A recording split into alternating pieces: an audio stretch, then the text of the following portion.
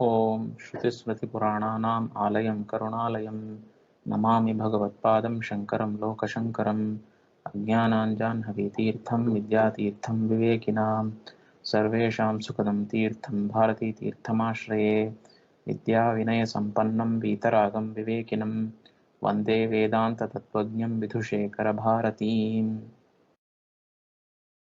नित्यानन्दैकरसं सच्चिन्मात्रं स्वयं ज्योतिः पुरुषोत्तममजमीशं वन्दे श्रीयादवादीशम्. Dear friends, Namaskaram. We have been looking at this wonderful text written by Sri Adi Shankaracharya called PRABODHA SUDHAKARA. This is the third session that we are meeting. So in the last meeting, we saw a few verses of this text, the first 5 verses of this text. So we will now continue looking at the subsequent verses. So we saw that Sri Adi Shankaracharya in this text is conveying to us the message of Vedanta, which is that moksha is the only worthwhile pursuit in life. The Parama Purushartha or the Mukhya Purushartha, the Prathama Purushartha should be moksha alone. So what is moksha? Moksha is freedom from the cycle of birth and death, or freedom from all kinds of suffering, all kinds of sorrow, eternal happiness, eternal bliss, you can say. So this moksha, which is to be attained by all the human beings, for that the Shastra reveals to us 3 types of sadhanas, which is what the verse which we saw last time was telling us. So let us quickly recall that verse once again. Vairagyam Atma Bodho Bhaktischeti Trayam Gaditam Mukte Sadhanamado Tatra Virago Vitrishnata Prokta. So Vairagyam Atma Bodha Bhaktihi. These 3. Vairagya is dispassion, Atma Bodha is the knowledge of the self, the knowledge of the real nature of oneself, Bhaktihi, devotion towards Ishvara. These are the 3 sadhanas which are mentioned in the Shastra for the pursuit for attaining moksha. So Muktehe sadhanam. In these 3, the Adav sadhanam, that is the first or the primary one, is Viraga, which is dispassion, also called Vairagyam. So what is Viraga? Very briefly, Acharya is giving here the definition, Vitrishnata. So Vitrishnata means the lack of desire for other things apart from moksha. So many purusharthas are there. So the Shastra reveals the human being has 4 purusharthas: dharma, which is punya, karma, punya, and then artha and kama. So artha and kama stand for wealth and all kinds of desires, comforts, etc. Like any kind of pursuit of security in one life, external forms of security in one's life, and external forms of comforts and pleasures in one's life. That along with dharma, which is the punya karma, which is done for attaining happiness in the next birth.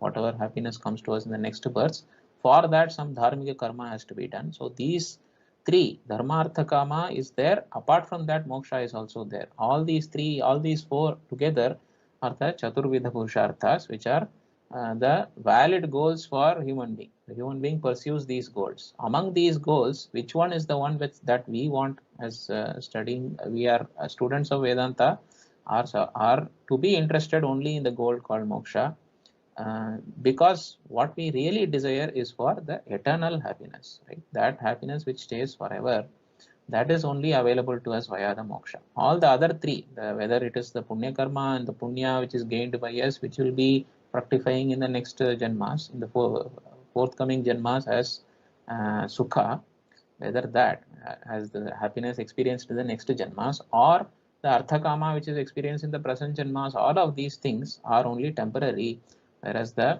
moksha is only the singular purushartha which is capable of delivering us the eternal happiness. So being that that we have decided that this is what our goal is, now the sadhanas for this goal are mentioned as vairagyam, which is lack of desire in the other things, atma bodha, self knowledge, and bhakti, which is devotion towards Ishvara. These 3 things are required.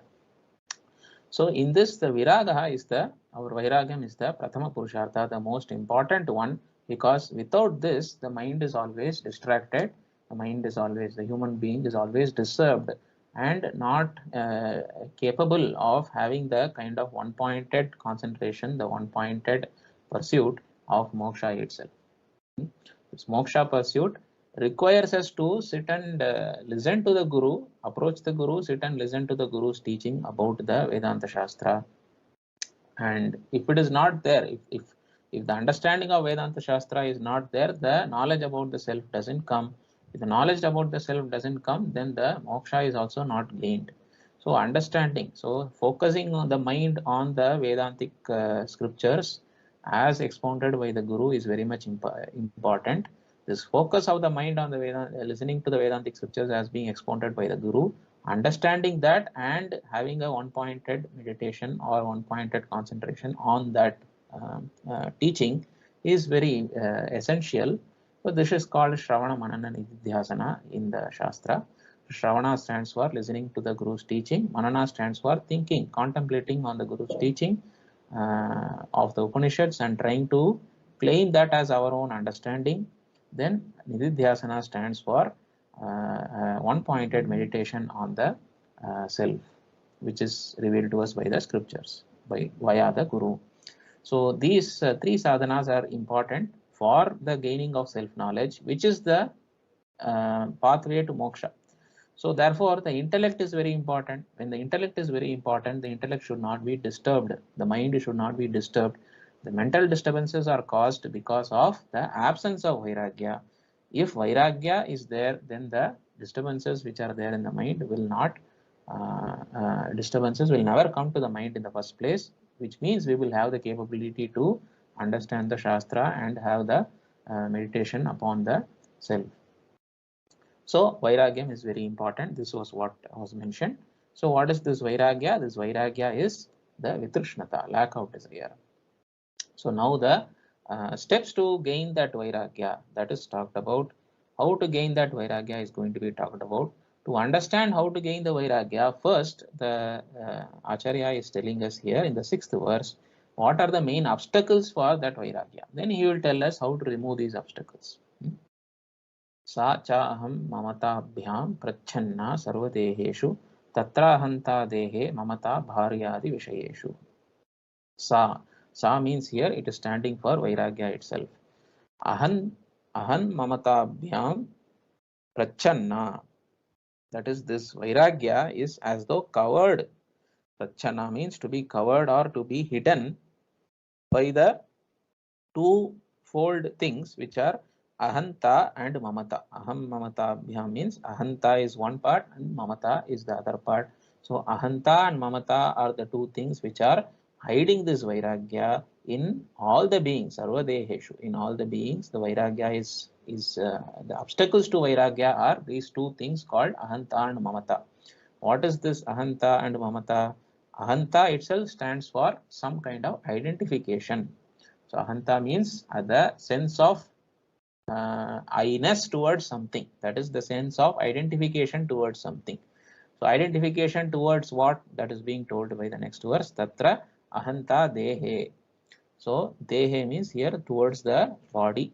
Specifically here we can say the gross body, which is the physical body. Towards the physical body there is a strong sense of identification, as that in the sense that I am the physical body. That feeling is there with all of us. That feeling is there with all the people who are ignorant about the Vedantic understanding. So ahanta dehe. So towards this body, I have the feeling that I am the body, that kind of thing. Then mamata means the word mamata means having a sense of mineness or a sense of being closely attached. So these people are mine, or these things are mine. So that feeling of mineness which is there, that is given by mamata. So towards what is this mamata or mineness? Bharyadi vishayeshu. So bharya here stands for spouse. So bharyadi vishayeshu means starting from the close relations which are there around us, and towards all the things, several other things in the world which we attach to ourselves, we have the sense of mineness, or that those things which are attached to this body, we have the sense of the feeling of these things belong to me, like that. So ahanta dehe, towards the body there is a sense of I, and towards the things which are associated with the body there is a sense of mindness. These things belong to me, that feeling is there. So these two which are there are the primary obstacles for vairagyam, attaining vairagyam, which is the main sadhanam for going towards moksha. So these things have to be removed. Now, why are these things have to be? Why are these things the main obstacles for vairagyam? That is, why are the twofold problems? That is, the twofold aspects, ahanta and mamata. Why are these the main issues towards gaining vairagyam itself? That is because this vairagya means lack of desire. Now, desire automatically comes when there is a feeling of I-ness or mindness.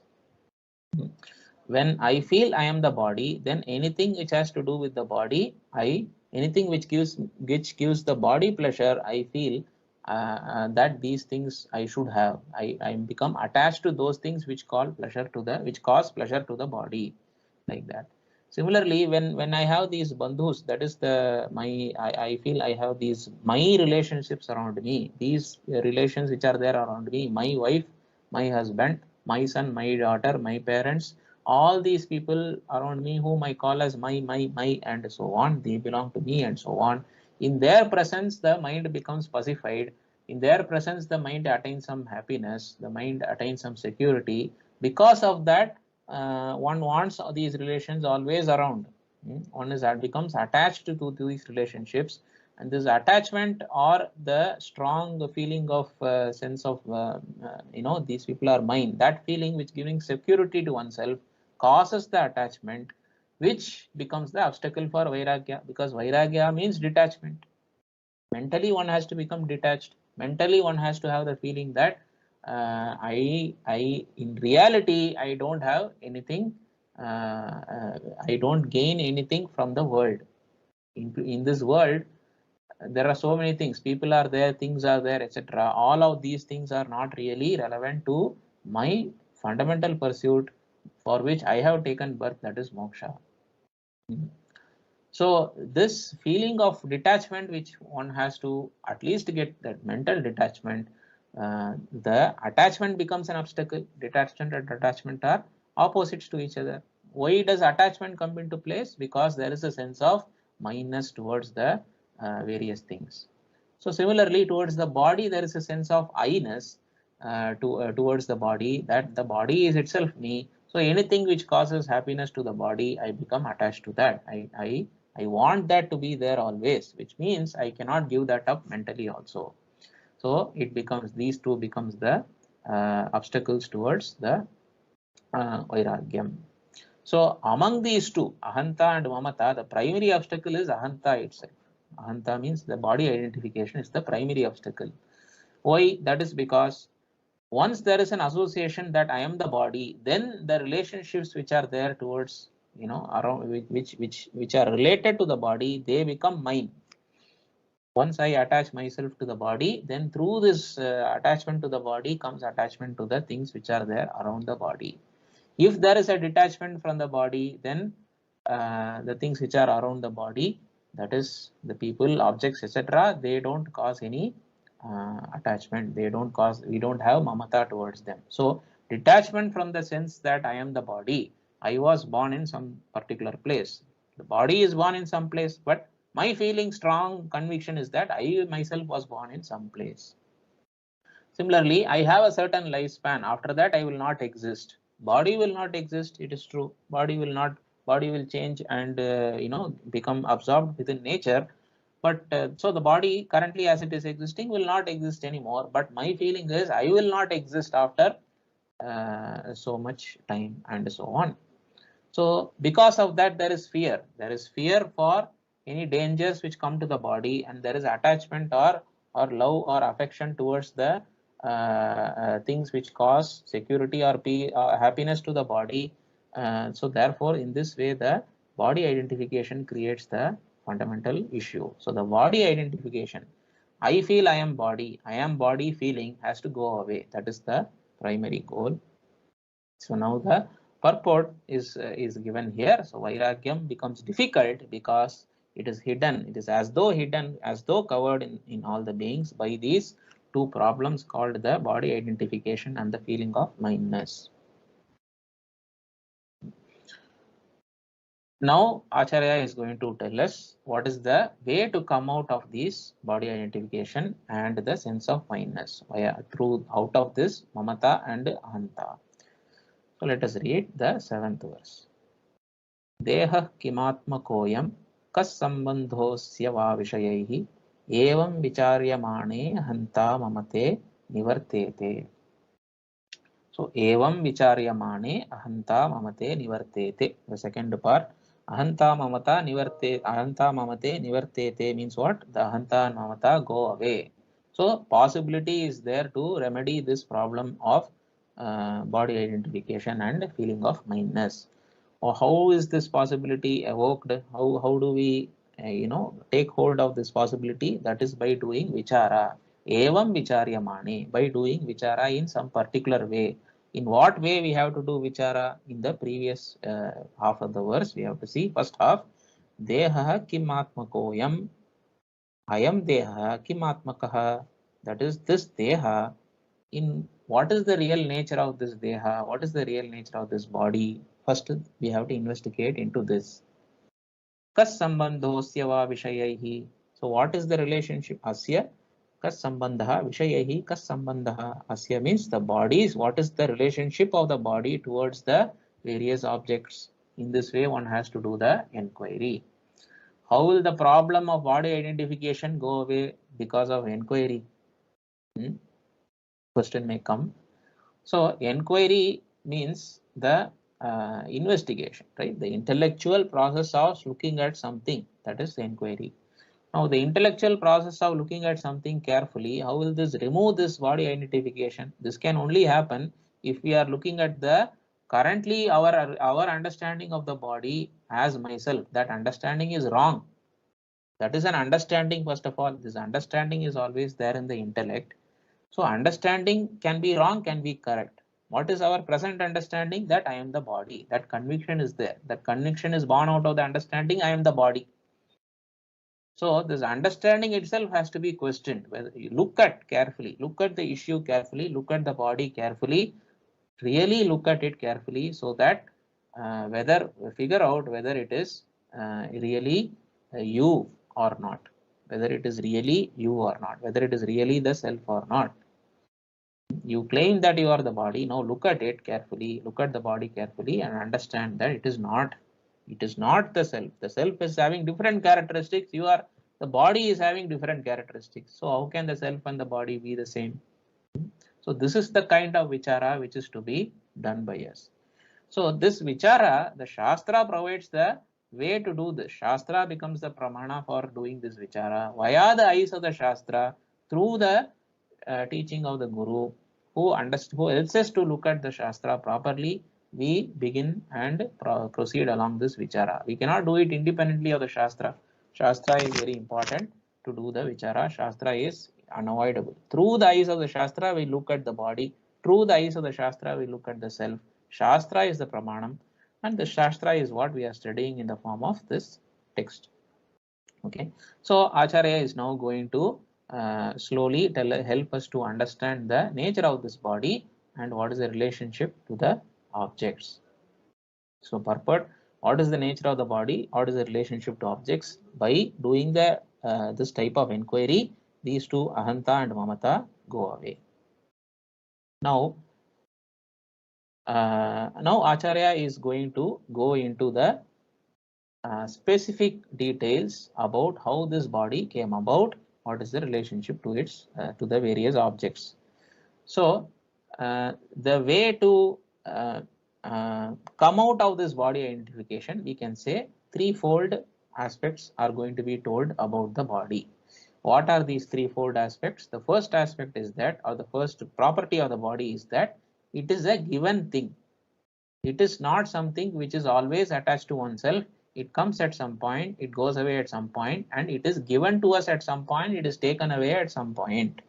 So whatever is given to us, whatever you accept or you have to accept at some point, which also is removed from you at some other point, is removed from your experience at some other point, that thing can never be you. Suppose somebody gives you a kind of a toy car. Suppose somebody gives you a toy car. So you take that toy car. So you received it at some point. So the car which you got, the toy car which you got at some point cannot be you. You were present before. Right? So in this way, there is a differentiation between you, the receiver of the toy car, and the toy car. In the same way, the body is also something which comes about, which is given to you at some point. It is taken away at some point. It goes away at some point. So therefore, you are present even before body came newly. So it is a given entity. So therefore, it cannot be you. It cannot be the same thing as you yourself. So this is the first thing. Body is a given entity. Next, what is the idea? The body, which is the given entity, has so many defects. It has so many defects. It has so many issues. The body has so many problems. What are the problems? Even a normal body, even a body which doesn't have any issue, has so many issues within it. The Shastra says that Atman, or the self, does not have any problems, does not have any sorrow, does not have any suffering, whereas the body undergoes a lot of suffering. The Shastra says the self is always pure, whereas the body has so many impurities.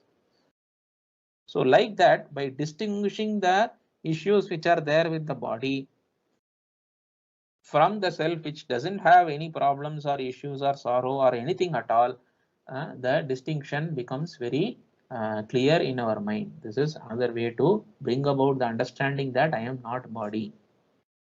Furthermore, by contemplating on the problems which are associated with the body, we also gain the disidentification or the detachment from the body. If you find that there is a nice, let us say there is a nice sweet, laddu is there. So you want to eat that laddu because you like sweets. Okay, but that laddu sweetness is very tasty for the tongue and so on, but it also comes along with a lot of defects. What are the defects? Defect number one, sugar is not good for you by default. Sugar is not good for you by default. In general, sugar is not good. The added sugar which is there in the laddu is not at all good. So only limited amount you can take. So therefore, if you take more, then you will get some health issues. So there is a defect. Obviously, there is a health defect associated with the laddu. So once you contemplate on the defect associated with the laddu, even though the laddu is very sweet and the laddu is very tasty, you will not want to eat it. At least you will say this is enough. To some extent only I will take, because it is creating so many problems within me. So by contemplating on the defects, one develops a sense of detachment from the laddu. Similarly, by contemplating on the defects of the body, one can develop the detachment from the body. This is the second thing. So the body is given, the body has lot of defects. So what is the third thing? The third thing is that the body is an object of our experience. Body comes into the picture, comes into our experience at some point, goes away from our experience at another point. So body itself is an object of our experience. This is the more refined understanding which we will see later. But we should remember that body is an object of our. I am the witness, body is the witnessed entity. I am the seer, I am the experiencer, body is the experienced thing. Body is the experienced entity. I have two hands, two legs, one head, etc. All these are seen by me. If there is a pain in the body, I am experiencing that pain. I am not the pain itself. The pain is not for, pain is my experience. The pain is not to me. The pain does not attach itself to me. I experience the pain. That which you experience, you are not that entity. That which you experience is not you. This is very simple, right? So when you look at certain things in the world, those things in the world are not you. I am seeing a chair, the chair is not me. I am seeing an animal on the street, that animal on the street is not me. I experience several other people in the world. Those several other people are not me. They are all objects of my experience. In the same way, body is also experienced entity. It is not me. That is the other third understanding which we can get. Slowly we will see. So these three things: body is a given entity. Body has some defects. Body has several defects, and body is an experienced thing. All of these are opposed to the self. Self is not given. Self is always I. I am the self. I am not given to me. I am there as I always. That is number one. Number two, don't have any defects. Why do you say I don't have any defects? The self doesn't have any defects. We are not talking about body here. Self doesn't have any defects. This is told to us by the Upanishad Pramanam. This is told to us by the Shastra. So many places, at various places, it comes that the self doesn't have any defects. So body has defects, so it is different. Body is given, self is not given, so self cannot be body. And finally, body is an object of my experience, whereas I am the experiencer, the witness. Body is witnessed, I am witnessing principle, I am the witnesser. So therefore, I am not body. So in this way, we develop the detachment from the body, disidentification from the body, and therefore the ahanta and mamata go away. That is the idea. So now the focus first aspect, the given aspect. Body is a given thing. That is what we are going to look at in this verse. Stri pumsos sanyogat sampate shukrashonitayoho pravishan jivaha shanakai swakarmana deham adatte. So swakarmana deham adatte. Jivaha shanakaihi swakarmana deham adatte. So deham adatte means the body. Some jiva, the jivaha deham adatte means what? The jiva attains the body. The jiva gets a body. Because of what? Swakarmana, by the karmas which are done by the jiva in the previous lifetimes, an appropriate body is provided to the jiva. Who provides? Bhagavan Ishvara Karma Phaladata. He provides. Bhagavan provides. Shanakaihi swakarmana deham adatte. So slowly, Shanakaihi means slowly the attainment of the body is there. So why it is slowly? Now we come to the first part of the verse. Stri pumsos sanyogat sampate shukra shonitayoho pravishat. So by the union, how is this body obtained? By the union of the male and female, man and woman. By so Stri pumsos sanyogat means by the union of the male and female, man and woman. Sampate shukra shonitayoho pravishat. So by sampate sukrashonitoho means by the mixing of the bodily fluids in the union of the male and female, the body is obtained, and slowly the jivaha enters or gets attached to this body. So the body is given to the jiva according to the karmas done in the past. So that is the meaning of this verse. So body is a given thing. Now we focus upon the various defects which are there, the sufferings which the jiva endures, even as when the body, the attachment to the body starts, the connection to the body starts. So when does connection to the body starts? Even as when the jiva, the body is in the womb of the mother, even that time itself, the jiva enters, that becomes associated with that body and becomes an experiencer of the sufferings which are there, the experiences of the pain which is associated with that child which is there within the mother's womb itself. So which is what we will see. Matru Guru Daradaryam Kapha Mutra Purisha Purnayam Jataragni Jwala Vihi Navamasam Pachyate Jantuhu. So Pachyate Jantuhu, Navamasam Pachyate Jantuhu. So the small child which is there in the mother's womb, the baby which is there in the mother's womb, Navamasam Pachyate, it suffers for 9 months. Because of what it suffers? Jataragni Jwala Vihi. Because of the various the heat which is produced in the stomach of the mother, it suffers. In that heat it suffers. Then Matru Guru Daradaryam means what?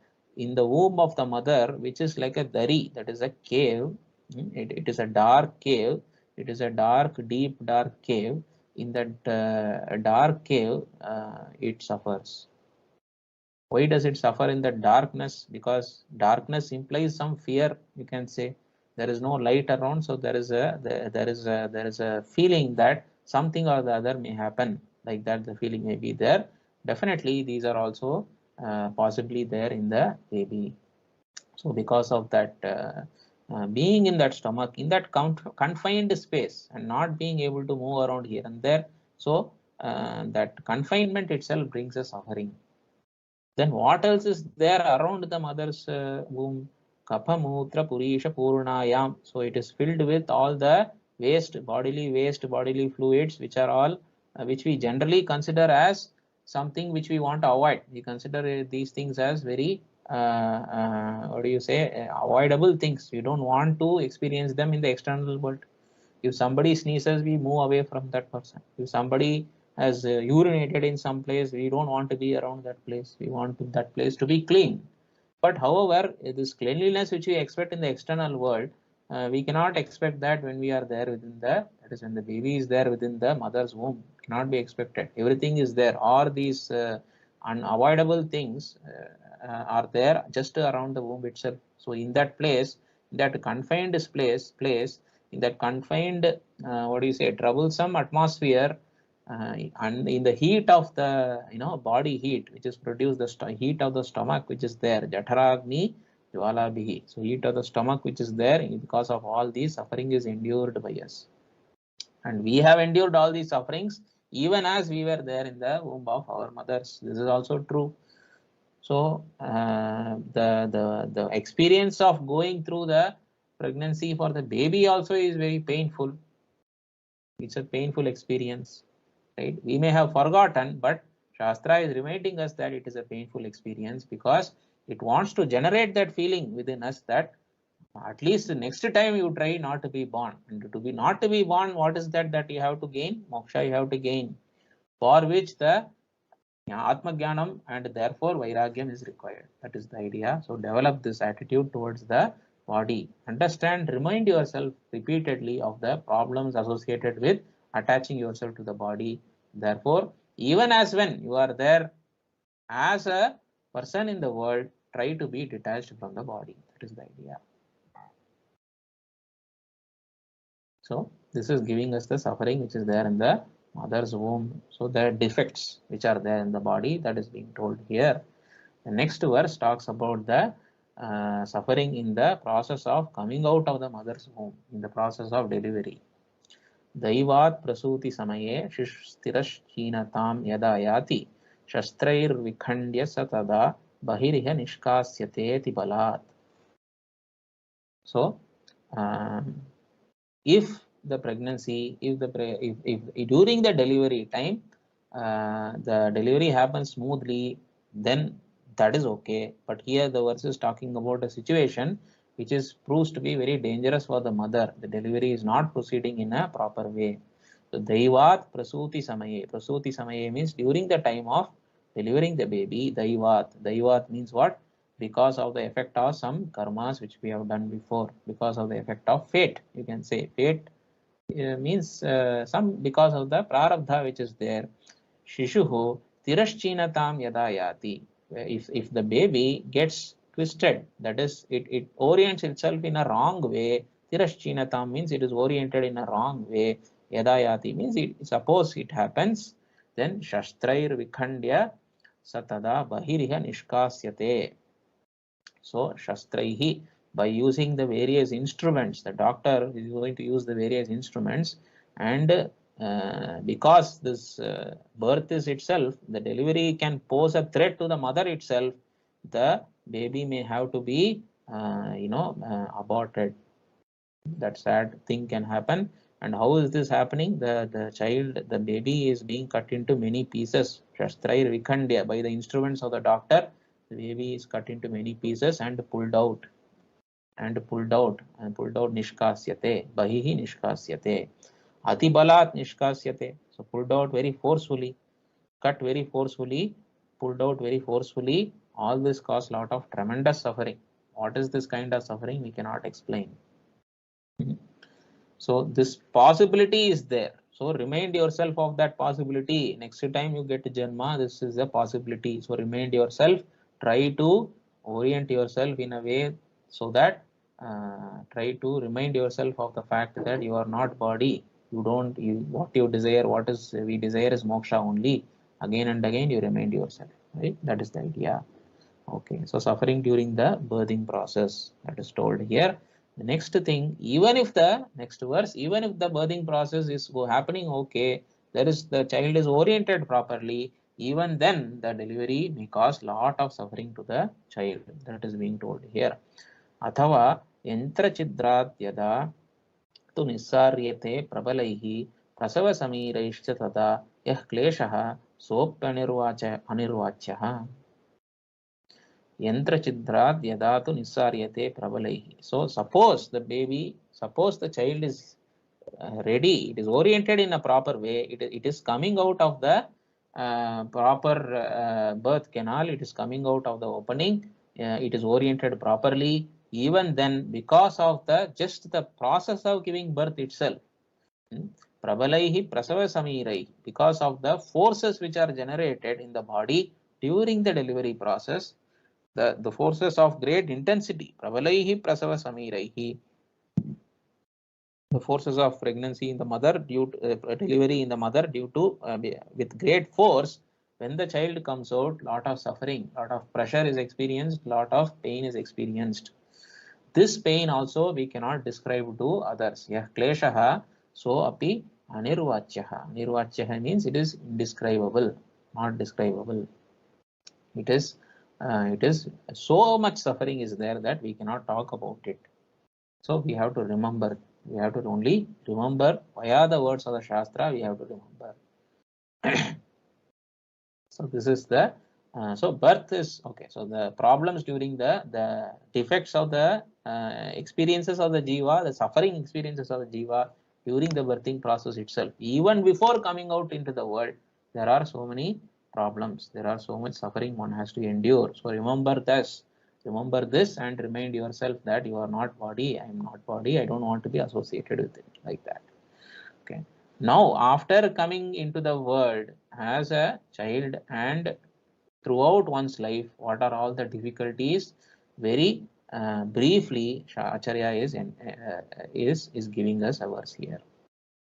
Adhi vyadhi viyoga atmiya vipat kalaha dirgha daridryaihi janmanantaramapi yah kleshah kim sa shakyate vaktum.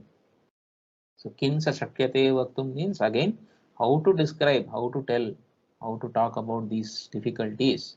Kleshah, the difficulties which are there, how to describe. What are the difficulties? Those which come janmanantaramapi. Even after giving birth itself was a problem. After coming into the world, again, so much suffering. What are the types of suffering? Adhi. Adhi. So 6 types are mentioned here. Adhi, Vyadhi, Viyoga, Atmiya Vipat, Kalaha, Dirgha Daridryahi. 6 and etc. So Daridryahi, etc. So Adhi. Adhi means the mental problems, the mental issues, the psychological issues, stress, various kinds of at the mental level, whatever pain is endured by the human being, that is being talked about. Adhi. Adhi means that. Vyadhi means the physical issues, the diseases in the body, the physiological troubles, the physiological problems, the body level problems, the various diseases one has to encounter starting from childhood up to the time of death. Viyoga. Viyoga means what? Separation. Separation from relations, separation from dear ones, separation from objects which are dear to us. All these. These are all causing sorrow. All these things are causing sorrow. Atmiya Vipat. So whatever those people whom we say they belong to us, or the body, our own body, some dangers may come to that, some difficulties may come to that as we are moving about in the world.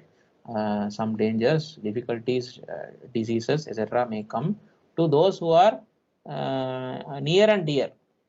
The difficulties experienced by the near and dear people. That is the Atmiya Vipat. Kalaha. So those people whom we think are near and dear, sometimes on whom we place some trust, they may cheat us or they may violate the trust. So that is called kalaha. Because of that violation of trust or because of that cheating, on whom we placed trust, those people are cheating us.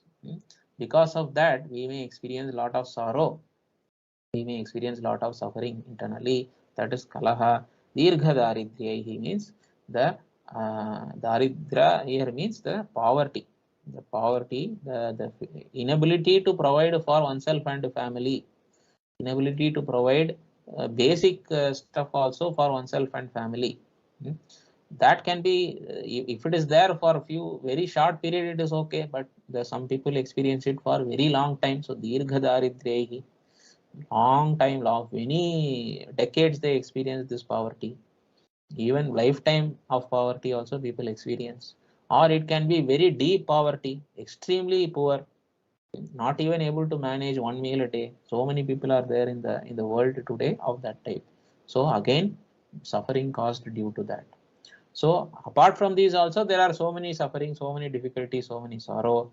All these are there because of the obtaining a body. Once you obtain the body, the suffering comes automatic. So so remind yourself of that.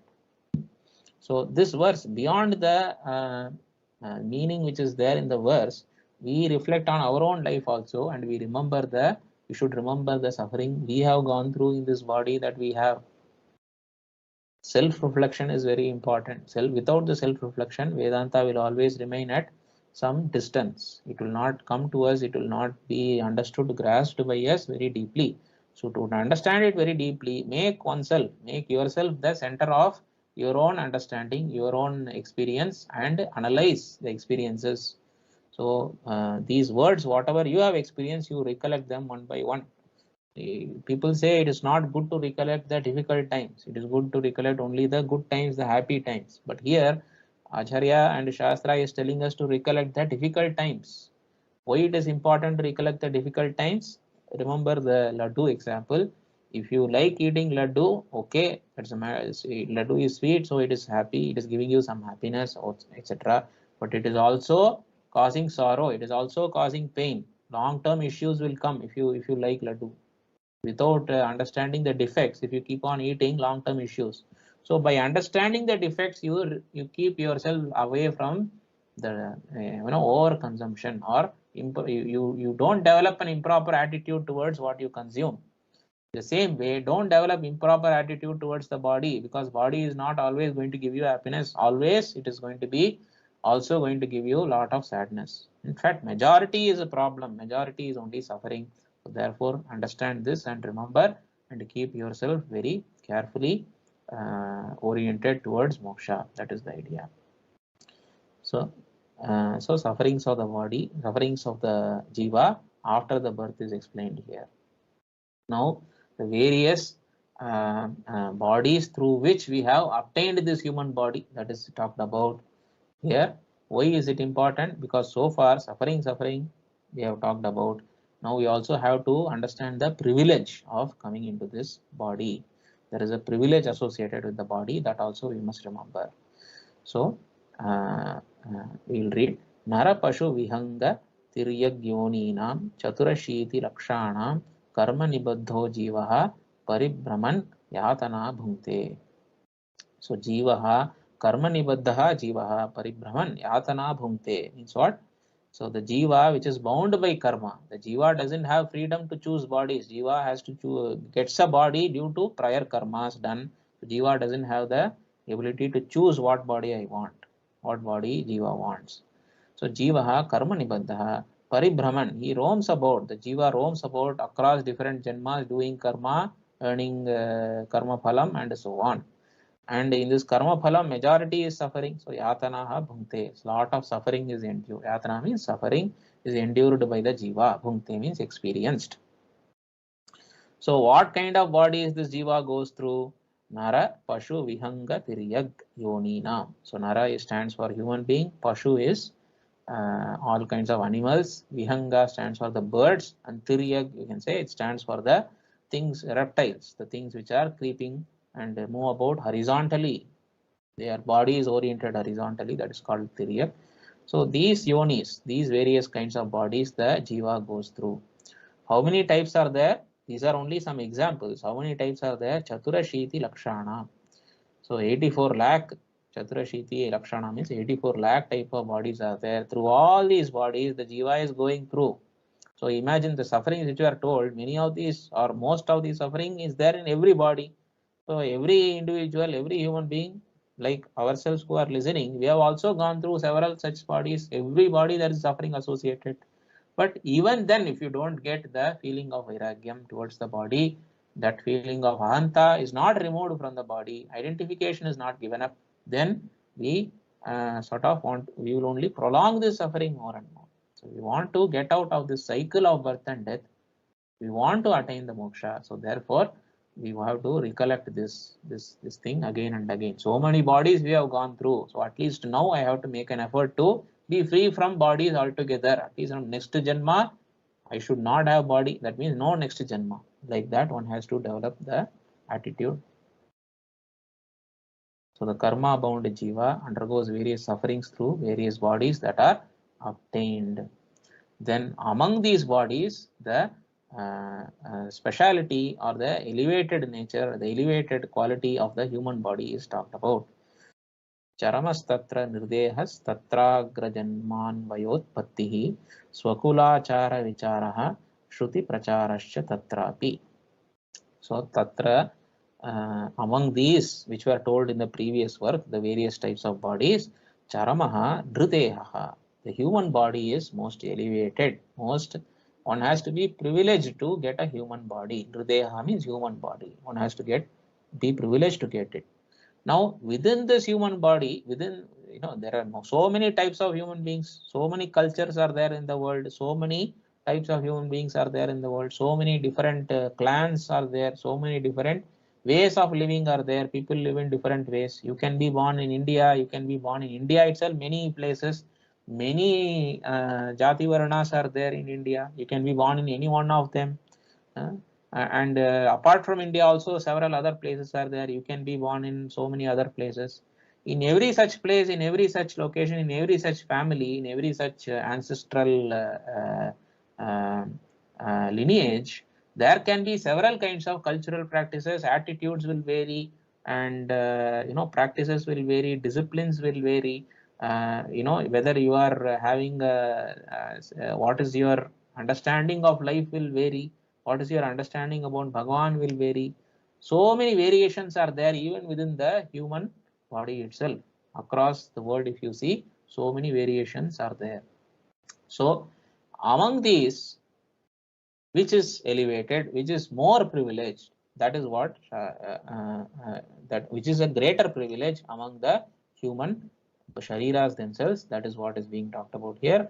Tatra agrajanman vayotpattihi. So agrajanman vayotpattihi means what? Among these, that primary, among these, the most elevated or one of the most elevated janmas is to get the a janma, that is a human body in a family which is having the Vaidika lineage, which is having the proper Shastraic lineage. In that family, if one gets a birth, then that is very beneficial. That is a great privilege. Then within the set of families which are having the Vaidika parampara, within the families which are associated with the Vedas strongly, again there may be variations. You may be born in such a family, but you never understand the teachings of Shastra. You may be born in such a family, but you never get the opportunity to learn.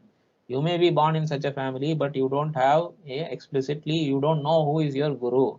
No association with the gurus has been maybe not cultivated in your family. Like that, many possibilities are there. These also we see in the world. We are blessed to be associated with Sringeri Guru Parampara, but there may be so many other families who may be Vaidikas, who may call themselves Vaidikas, but they don't have any guru. They don't have a Jagat Guru to guide them. So these, even within the Vaidika lineage, Vaidika Paramparas, even within the Vaidika families, there may be so much variation. So those families in which the Sadachara is practiced, in which the appropriate disciplines, appropriate conduct, appropriate teachings are cultivated, they are taught to the next generation. In such a family, if you are born, then you are more privileged. Swakulachara vicharaha.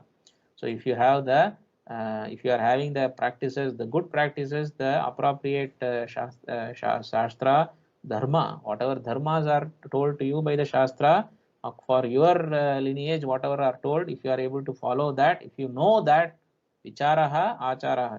So if you know that and follow that, if you get that opportunity, then you are blessed.